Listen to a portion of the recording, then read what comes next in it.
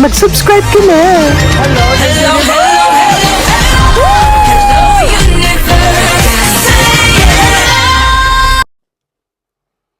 Hello mga buweks! Magandang araw sa inyong lahat. Galaw-galaw para hindi mapaimburnal. Hello sa ating mga subscribers dyan. Ganun din sa ating mga new subscribers. Welcome to Parade of Beauty! If you are here today, welcome to the new era of beauty. Beauty is new. Kamusta naman kayo mga buweks? Miss ko kayo. Grabe kayo. Charing. So ayun, kamusta naman? Ayan, dapat magla-live tayo kagabi. Kaya nga lang ang nangyari, nilagay ko na yung anak ko sa sa bed. Hindi, kumain muna ako ng ice cream. Ayan, kasi 'di ba kahapon, nag-live tayo tapos may katsuk-tsakan. Katsuk-tsakan talaga. Tapos after nun, sinundo ko yung anak ko and then kumain kami sa labas. Ayan, nag-dinner kami sa Hong Kong restaurant. And then pinaliguan ko siya pagdating namin dito sa bahay.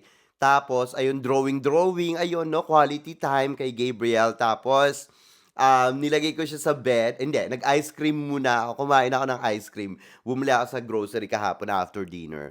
So, bumili ako ng ng peanut butter. Ayan, peanut butter ice cream. Yung aking favorite. Grabe, naubos ko yung yung 1 liter, mga buweks. Alam nyo naman, pag talaga, pag peanut butter talaga, talagang favorite ko yan. Jiwa, naubos ko. Tapos ngayon, nilagay ko siya sa bed, nakatulog ako tuloy-tuloy mga buweks, hindi ako nakapagsipilyo, nakakainis. Kaya pagkagising ko kanina, 7:00 ako nagising, hindi, mga 7:30, ganyan-ganyan.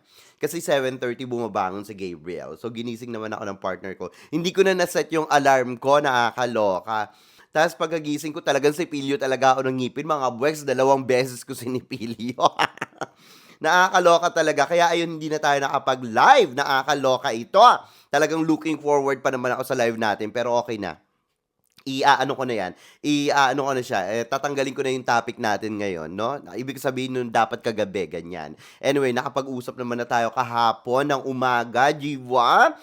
Kung natuloy pa yung live natin kagabi, para rin tayong sirang plaka, Jiva. But anyway, mga buweks, kamusta naman kayo dyan? Galaw-galaw sa mga nanonood po dyan.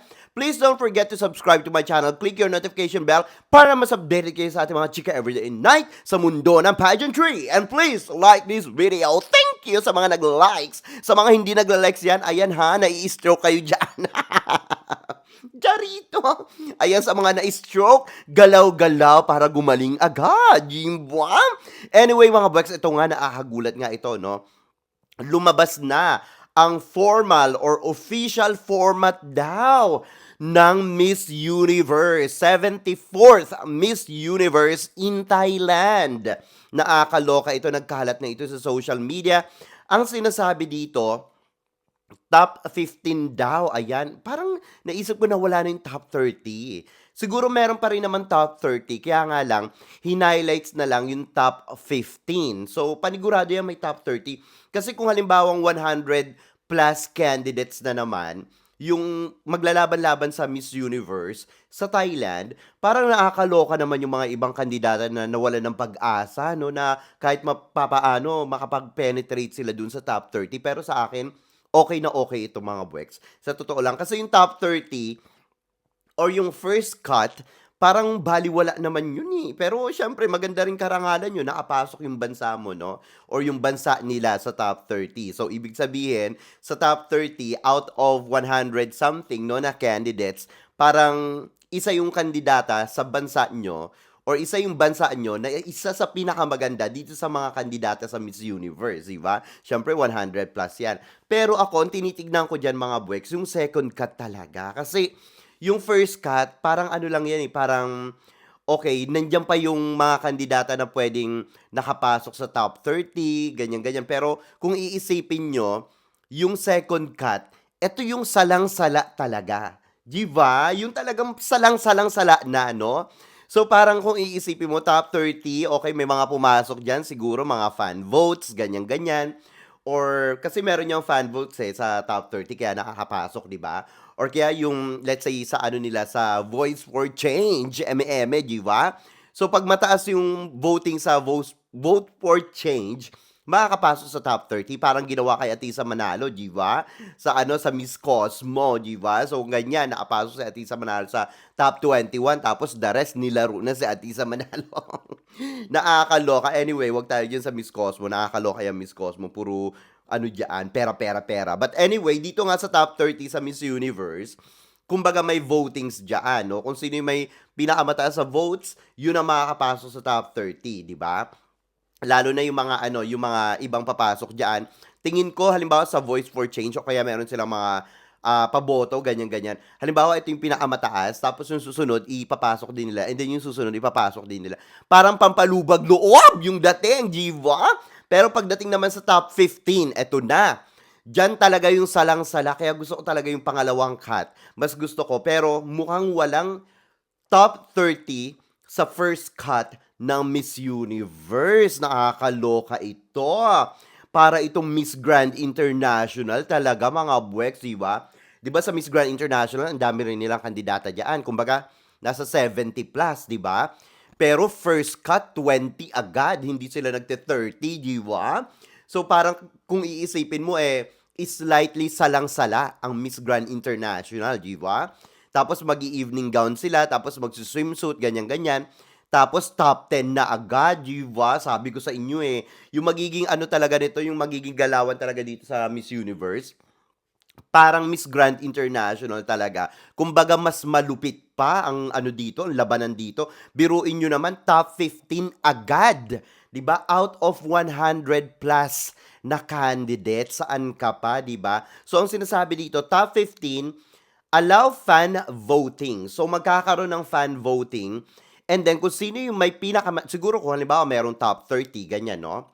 Kung may top 30, tapos sasalain dyan yung top 15, pero yung papasok sa top 15, ang nakikita ko dito, halimbawa yung pinakamataas na may vote sa votings nila, yung pinakamataas, and then the rest, yung pagkakasunod-sunod. 'Di ba? Siguro sa top 30 halimbawa, tapos yung may pinakamataas na votes na 15 candidates ang ipapasok nila dito sa top 15. So parang magbe-base ito, 'di ba, sa votings, mga buwets, 'di ba? Parang ano ito, parang alam niyo 'yon, syempre business, 'di ba? So ganun talaga. Well, kailangan nating intindihin yung organization kasi kailangan nilang bumawi, kailangan nilang bumangon. Panigurado kasing malaki ang magagastos nila dito sa Miss Universe ngayong taon, 'di ba? Siyempre si Papa Nawat ang nag-organize niyan. Alam niyo naman si Papa Nawat, hindi ito nagtitipid pagdating sa production, di ba? So si Papa Nawat talaga, he's always giving the high caliber or high definition 4K whatsoever, glossy production, pati yung pa-live, di ba? So panigurado yan, nako, ayan, malaki ang gagastusin ng Miss Universe organization. Ngayong taon dito sa Thailand, kaya kailangan nila ng mga votings, di ba? Nakakaloka ito. Or siguro kukunin nila yung tatlo doon sa may pinakamataas na votes na nakuha sa top 30.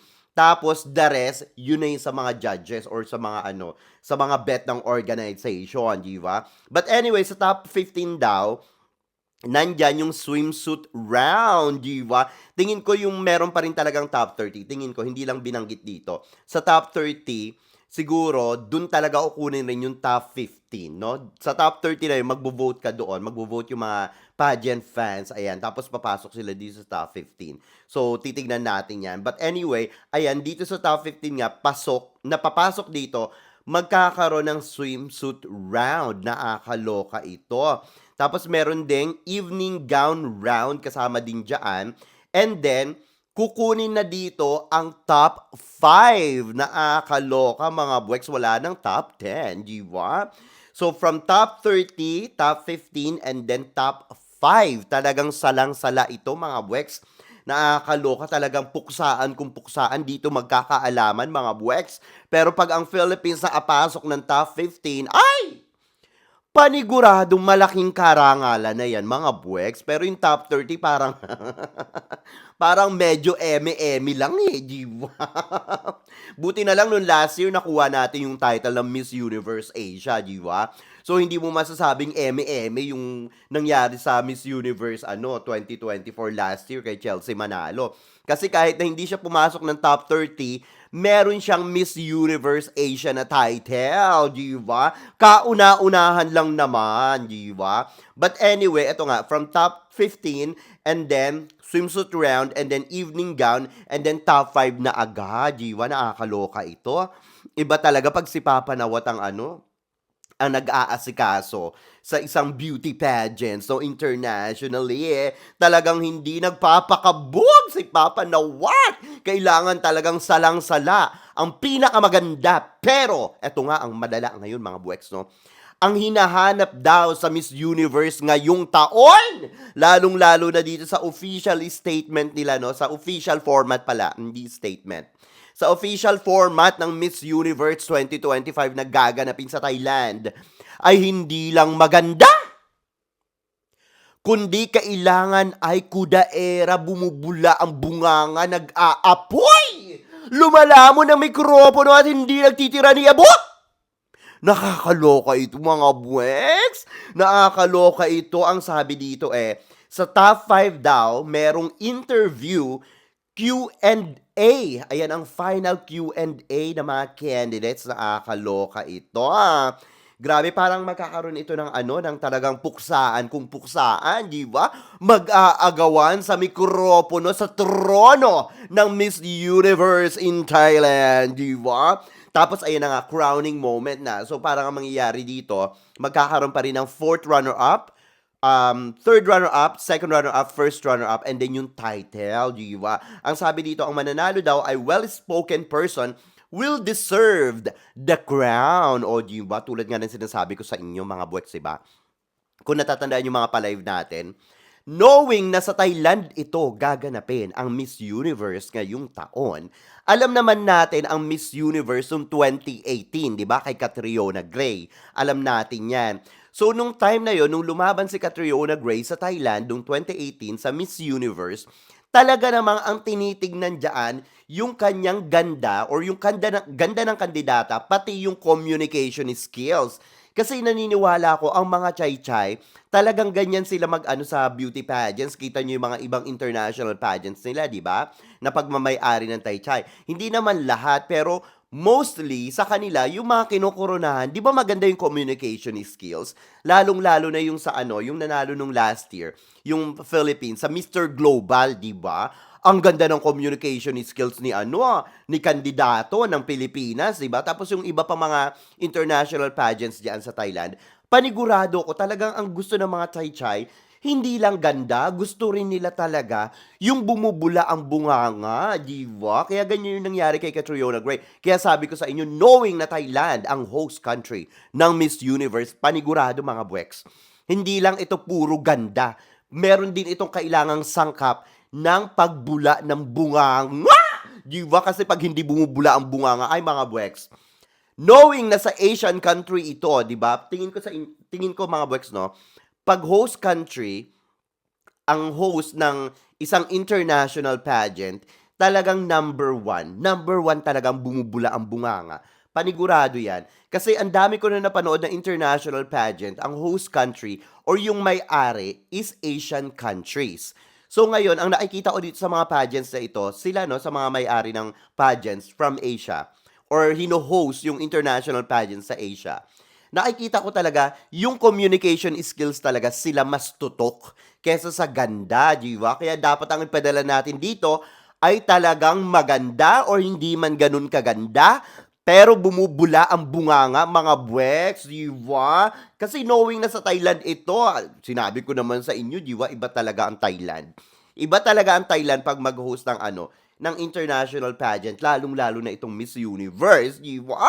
But anyway, sa tingin nyo ba mga buweks, dito sa top 10 ng Hello Glow, etong si Chelsea Fernandez ng Sultan Kudarat, etong si Atisa Manalo ng Quezon Province, etong si Bohol, etong si Pasay, etong si Laguna, si Baguio, sino pa ba ito? Si Iligan, si Taguig, si Quezon Province, ay nabanggit na natin yan, si Siniloan Laguna, at itong si Muntinlupa, di ba? Nasasabi nila kasi na baka daw or posibleng nasa top 10 ng Hello Glow ang posibleng makasungkit ng corona ng Miss Universe Philippines. Sa tingin nyo ba, nandito sa 10 ito ang posibleng mag-represent ng Philippines sa Miss Universe 2025 in Thailand? Diba? Nawawala yung boses ko. Nakakaloka. Anyway, mga buweks, kung nandito naman sa 10 ito ng Hello Glow, no, ng top 10 ng Hello Glow, ang makokoronahan sa Miss Universe Philippines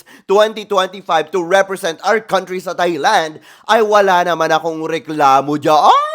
Dahil nakikita ko naman na talagang pang high caliber talaga itong mga ito, diwa. Talagang wala ka rin namang itapon dito sa 10 kandidata na ito na napili sa Hello Glow Top 10, diwa.